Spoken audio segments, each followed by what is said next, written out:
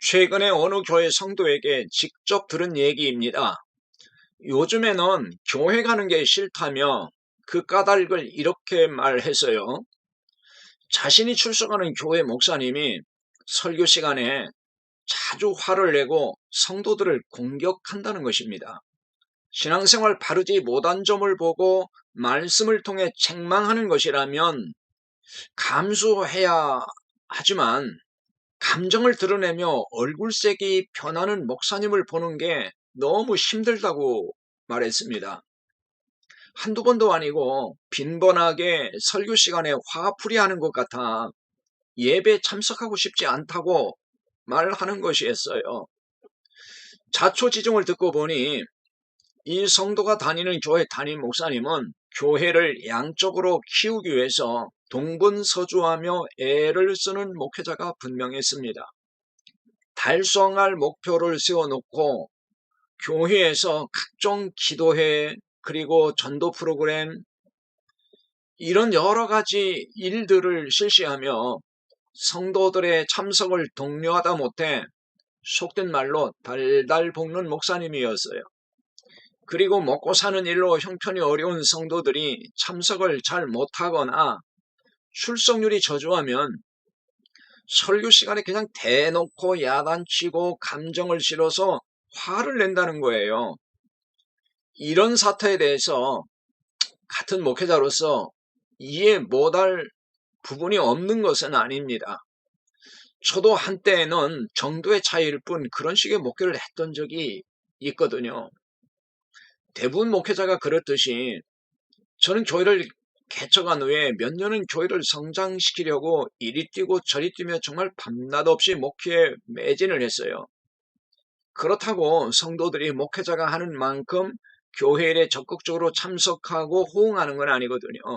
매사에 적극적으로 앞장서야 할 교회 리더들도 때론 미온적인 태도를 보일 때가 많아요. 이럴 때 담임 목사는 이들에 대해서 서운함을 넘어 화가 날 때도 있단 말입니다. 이때 마음을 잘 다스리지 못하고 고지만 쳐다보면 돌격 앞으로만 외칠 수밖에 없어요. 그러면 함께 가야 할 성도들이 소중하게 보이지 않고 점령해야 할 교회 성장의 고지만 소중하게 보인다는 것입니다. 이런 목회자는 공격적 성향이 돼서 설교 시간이든 교육 시간이든 성적이 부진한 성도들에게 공격적인 언사를 하고 화풀이를 할 수 있다는 거예요.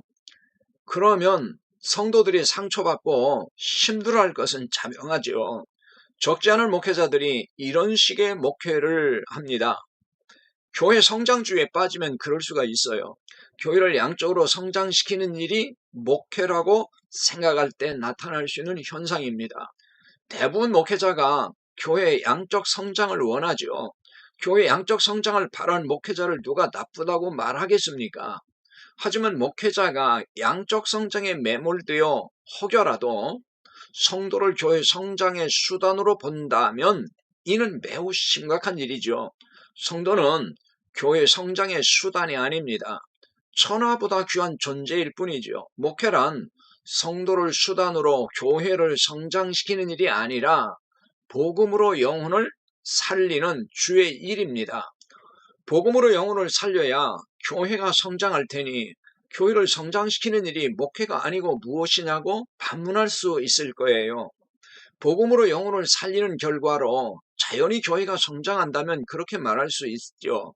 그러나 교회 양적 성장이 목회라고 보는 목회자는 영혼을 살리는 복음에는 관심이 없어요. 단지 사람 숫자에 관심을 둘 뿐입니다.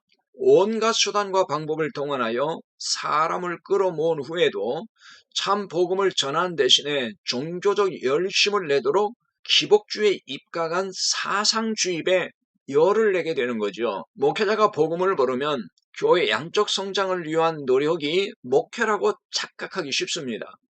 이런 경우 자신의 야망을 목회로 포장하고 성도를 성장의 수단으로 삼아 야망을 향해 질주하게 되는 거죠. 이 과정에서 성도들이 고분고분 따르지 않거나 비협조적일 때, 그래서 고지 점령이 점점 멀어지는 것 같을 때 화가 치밀어 오는 거죠.